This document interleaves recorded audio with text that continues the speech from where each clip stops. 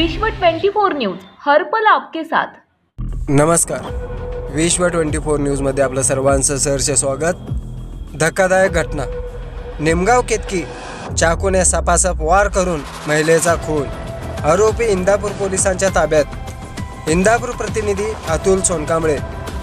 इंदापूर तालुक्यातील निमगाव केतकी या ठिकाणी धक्कादायक प्रकार घडला असून चाकूने सपासप वार करून एका 33 वर्षीय महिलेचा खून करण्यात आला।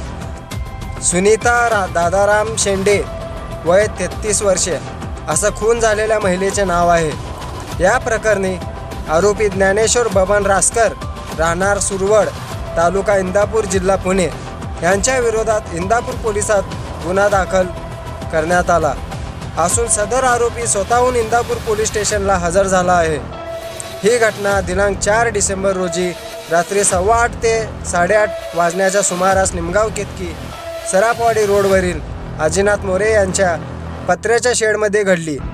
पोलिसांनी दिलेल्या माहितीनुसार दिनांक 4 डिसेंबर रोजी रात्री 8:15 ते 8:30च्या सुमारास ज्ञानेश्वर बबन रासकर यांनी अज्ञात कारणामुळे सुनीता दादाराव शेंडे यांच्या डोक्यात, पोटावर, छातीवर, हातावर चाकूने वार केले।